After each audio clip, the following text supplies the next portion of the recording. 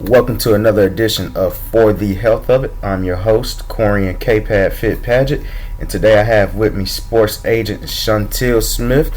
Ms. Smith, if you would, please go ahead and introduce yourself. Hello, everybody. My name is Chauntiel Smith, and I am the CEO and founder and sports agent with Capture Sports Agency in Fort Wayne, Indiana. Good deal, good deal. So you said you're a sports agent, Ms. Smith. How long have you been in the industry?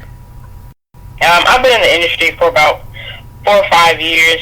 Been under the radar, just learning and studying the industry and trying to learn everything that I can before I actually jump into it, just so that I'm not, just throwing myself out there and not really knowing what's going on. Right. So, you said you've been under the radar. How did you, as they say in some industries, cut your teeth? Well, what I did was I was an intern. I took an internship down in Dallas, where I pretty much learned, how to, scout talent, write scouting reports, and a little bit of everything. And then I got hired on, and then I think like a year later, I started my own sports agency and brought it back to my community, which is here in Fort Wayne, Indiana. And from there, I went to a lot of places to learn more about the industry. I went to agent school, I went to pro scout school, I went to sports business school. I also, I'm in the process right now of studying for my MBA license, and stuff like that. So, and then I'm working towards going to get my master's as well. So I'm learning all that I can. I have a few mentors who are in the NFL and in the NBA and in the WNBA. So I'm picking their brains a lot about, what's, a good thing to do, what's a bad thing to do, stuff like that, and just, learn from them and just grow. Okay. Well, there's a couple of things I want to unpack up in there. First, let's start off with your undergrad history. Well, or even we can even go back as far as high school, and if you have any athletic background. Did you play any sports growing up? Yes. So I played basketball was my number one sport. Okay. At some point in time, I thought I was going to go to the WNBA.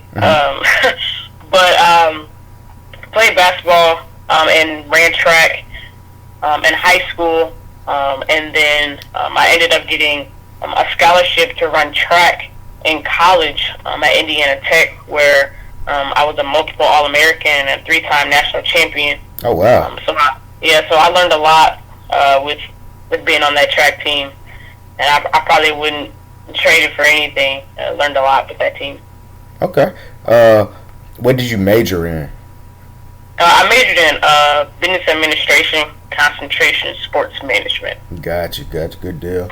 So when did you decide in your life that you wanted to be a sports agent? Man, I think I figured that out in high school. Okay. Just seeing, the high caliber type of players that, I was playing against in high school and who was ahead of me, seeing how they were playing, what schools they were going to, and then just to find out that, it stopped there. Right. Just because they didn't have the connections, they didn't have the understanding to understand what was going on and what was expected of them. And they just didn't know the industry or understand the industry as well at that same point. So, it was something that I felt like I could change and make a difference in, and it was so many players that I seen and I grew up with who made it, and then went from rags to riches, back to rags, and right. It was something that really it hurted me, and I really didn't want that to keep happening, to the people that were in my community, and then also the people that were around me, and just athletes in general. Okay, that makes sense to me. So I got a sense of you might have seen a couple of hometown legends who went off for a little bit but ended up coming back. Can you go well, not necessarily go into detail, but can you mention how guys weren't getting the opportunities or didn't know what to do? Yeah. So I'm not gonna say their names or anything, right. It's a few times where I've had I've known players who have went going to some of the big time schools, Mm-hmm. from my area that doesn't it's happening now, Right. but it wasn't happening so often back then. Mm-hmm. But there was a lot of athletes who were getting to those D1 schools, and they thought it was a walk in the park. Okay, Chauntiel, so that makes sense to me. What I had a couple buddies that wanted to be do sports agency growing up. One in particular always mentioned it, and he majored in, I want to say, entrepreneurship. So if you had any advice to younger people in college right now, or maybe even in high school or whoever, what advice would you give them to get started in the industry? I would say my advice would be to find an internship. Mm-hmm. Find an internship where you can learn about the industry and about everything that's going on, and find an industry that's going to push you, Mm-hmm. or not an industry, but find an internship that's going to push you and help you grow as an agent. And then secondly, like I always tell my interns, learning never stops. Right. So regardless if you have an internship or not, or even while you're in that internship, you should still be feeding yourself as much knowledge as you physically and possibly can about the industry that you're trying to get into. And that's something that I do for myself continuously. Like I mentioned earlier, I'm steady, picking the brains of some of the big time agents who are already out here who Right. have succeeded in representing clients and getting them those big deals and stuff like that. So it's always a place to learn. Don't think that you understand everything. Don't think that you know everything. If anything, try to make it seem like you don't know nothing at all, and try to grasp everything that you physically and possibly can about the industry and the sport that you're trying to get into. Okay. So what leagues are you associated with right now? I am certified with the WNBA and FIBA, which is overseas basketball. Okay. You said FIBA? Yes. Okay, that's like the federal. I can't. What does FIBA stand for? The Federal International Basketball Association. Right. So that's where is that the organization that runs the World Championships? Yeah. Okay. Yeah. Okay. Good deal. So, if you would please, what goes into becoming certified with different leagues? So there's multiple things. Like, so for example, the WNBA, they just added a screening process to their process. Mm-hmm.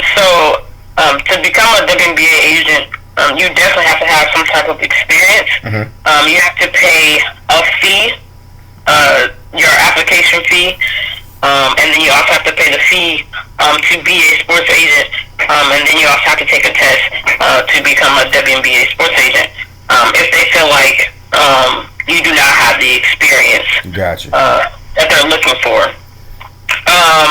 And then with FIBA, you have to pay at least $1,000 Swiss francs.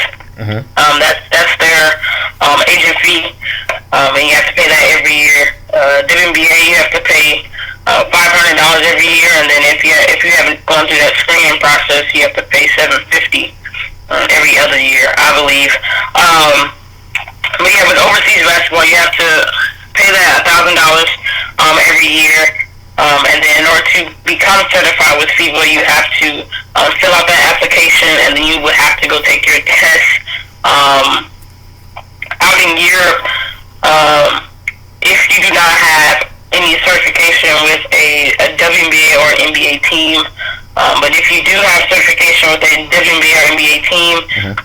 what they will do is you have to do a background test, a background screening process, I would say, and then if you pass and they think that your experience is good enough, you can be certified with overseas basketball. And with the NBA, which is what I'm studying for right now. Okay. For the NBA, you have to pay a fee of $1,600, and then also take a test, which is in New York. But then, as we all know, they have passed the stuff for the Double A. So I think you have to be an NBA agent for about 3 years before you can start going after some of those big clients. I believe. Don't quote me on that. Mm-hmm. Well, I can't remember exactly. Let me ask you about that, because that became a issue. That was a hot topic last year.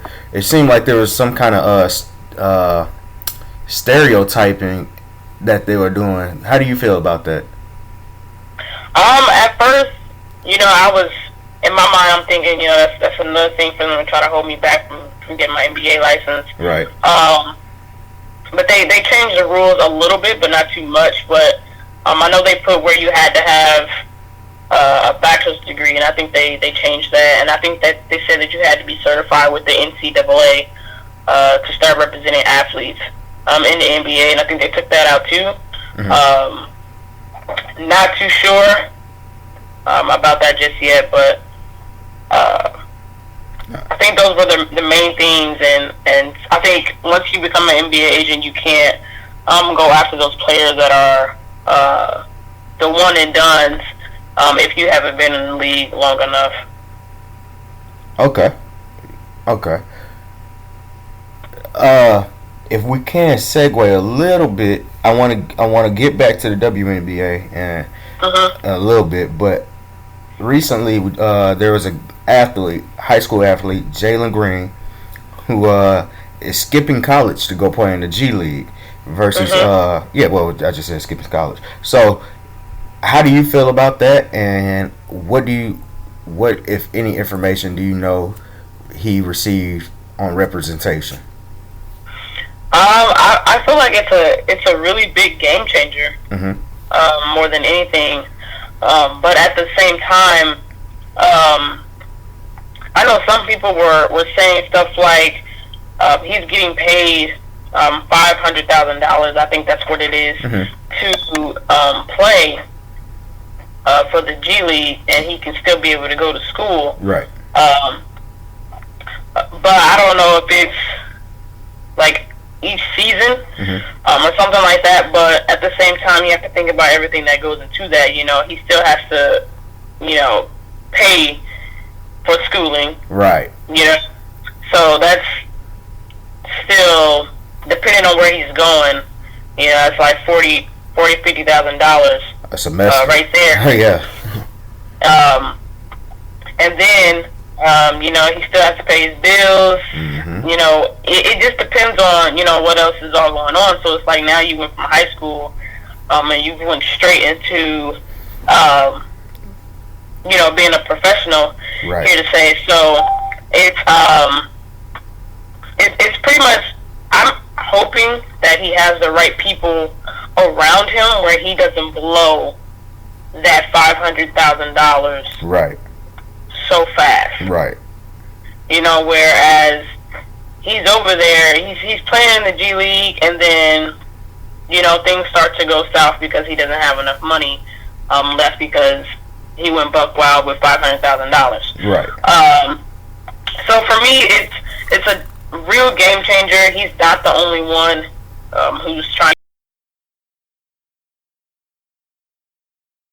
It's a competitive market now between the NCAA and G League basketball. Right. And then at the same time, the G League is working on putting together a union, so, and they were supposed to have that meeting yesterday, I believe. So it's a lot of good stuff going on right now. All right. So it's a pretty busy season right now for sports agents, with the NFL draft going on yesterday, and then a couple weeks ago you had the WNBA draft. Can you go in depth about how this season is for you all, more particularly for you? Definitely. So we didn't have any clients in the WNBA, but for the most part, for what we're doing, we're still recruiting. We're still signing. We're still networking and contacting coaches overseas, figuring out, what's the next big thing. Right. Are they looking for players for next season, or what's going on? So we're still in full effect. The only thing is we can't really go to any games, right, or anything like that. So we're still going full force with everything, and that's pretty much it. Okay. With the Jalen Green situation, the G League versus the NCAA, do you ever see anything similar happening with women's basketball? I do not yet. Okay. It's the money isn't there yet. Gotcha. For the women to do that, and it's more likely for women to stay their whole 4 years, especially to get that degree, because right. They have to go between playing in WNBA and playing overseas. So it's like if anything gets messed up, they have nothing to fall back on. It's not like the NBA where they're getting paid millions of dollars. Right. So I don't see that happening anytime soon. The new CBA just passed, where they got the pay increase and stuff like that. So I don't see that happening anytime soon. Okay, chat me up about the new CBA for the WNBA if you can. There was a lot of the negativity towards it, where a lot of people saying, you think you should be paid the same amount as LeBron James or somebody else, not necessarily LeBron James, but from my understanding, they didn't want as much money as LeBron, but they wanted the same piece of their pie that LeBron and the NBA players were getting. Can you explain that a little bit? So for them, it was more so they want to be paid for what they do. Right. You know what I'm saying? So the WNBA players, they didn't have their own transportation to games and stuff like that. They were pretty much treated like high school athletes. And in their mind, it's they should still be able to get the same treatment that the NBA players are getting. Right. But not have that much money. They're still fairly new, so they're still working up towards getting that money and stuff like that. So they just felt like they should be treated on a higher standard. They're still getting treated kind of off. If when some of the players are, as they say, pregnant, and they still look at it as a disability. Wow. Something like that. So it's not a disability. It's a way of life. It's what women go through, and it needs to be addressed. Right. So just that whole part right there was blown up when Skylar Diggins made it known that she played almost the whole season pregnant. Wow. And she didn't really have no help with everything. So there was a lot of good things that were put into that CBA. Right. That helped out, and it's a stepping stone. It's a step in the right direction. So hopefully they can continue to build. Sadly, that off of that big old CBA and with all the trades and stuff going on, they can't play right now. Right. Due to the coronavirus. So just hoping that they can keep going strong into next season. Gotcha. Speaking of coronavirus, how has it affected your business? I would say, like I mentioned earlier, we're still going full force. Like I said, the only difference is we can't go to any games, and we can't meet coaches and scouts and stuff like that face to face. So we have to do everything from Zoom calls and stuff like that. So that's pretty much it. We're still, like I mentioned, we're still recruiting. We're still signing athletes. We're still talking to coaches and stuff like that. So nothing's really changed on our end. It's pretty much just staying ahead of the game and trying to stay strong and keep moving forward. Okay. So how are you getting paid right now? As of right now, I actually what was I about to say? So I actually work for a factory job here in Fort Wayne, Indiana. So I do the factory job, and then I also do my agent side of things. Okay. So that's where my big side of my money come from. So Gotcha. I'm with that right now. I'm actually unemployed right now, if you say so. Mm-hmm. If you want to say that I'm unemployed, but I'm still working night in and night out with this agency and trying to get it to where we need it to be. Gotcha. Hey, that's completely understandable. I understand that. Let's shout out some of your mentors that you said you still like to pick their brain and whatnot. Can you mention them by name? If you can, do so. If not, I understand. Oh yeah, definitely. So some of my mentors that have been dear to me in the growth of my knowledge for the industry and the help from my agency is my mentor Javon Barnes, who's an NFL and an NBA agent for ISC Sports. And then I also have Eric Weasel, who's a part of Weasel Sports, who's been helping me as well with everything, and he's been such a great help. And then also Jay Field, who's with Nivea Sports. He's really been helping me out a lot. And then I also have Lee Steinberg, who is one of the top NFL agents in the league right now. Okay, good deal. Let's speak on. The show is called For the Health of It. So if you can you mention some of your favorite exercises you may love to do, or favorite fitness activities you love to do? Awesome. I definitely can. So believe it or not, I'm going to say this. Mm-hmm. So I have a ladder. Like not the ladder that you put up against the wall. Like a speed ladder. Yeah, like a speed ladder. Okay. Right in front of my door. Okay. So when I come in, I'm running through the ladder, or if I have to leave, I'm running through the ladder, or if I just walk past it, I'm running through the ladder.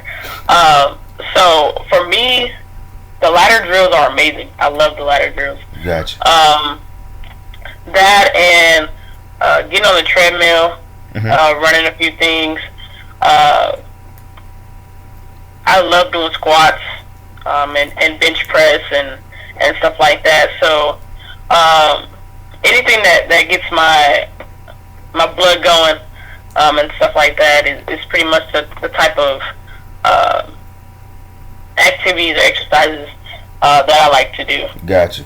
So you said you ran track in college. What were the events you did?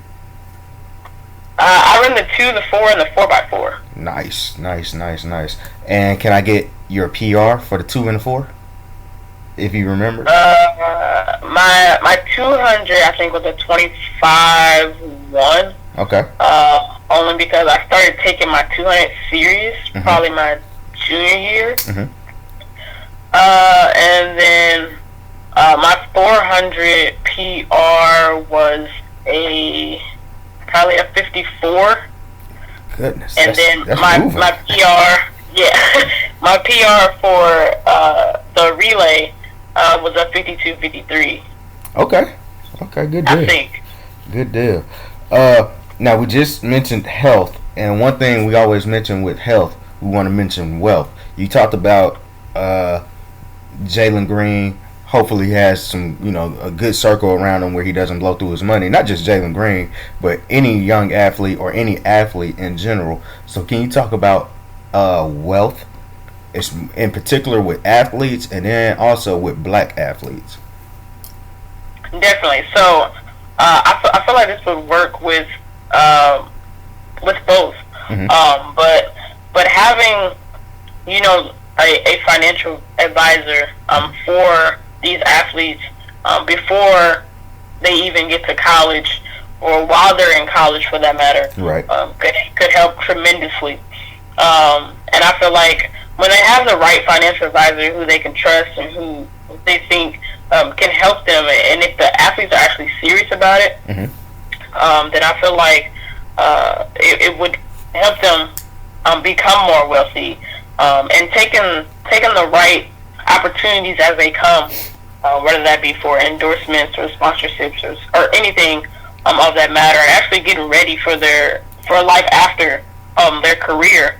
But it's a lot, Players have to understand, where their money is and where their money needs to go for them to be able to provide for themselves and their families, if something did happen. Right.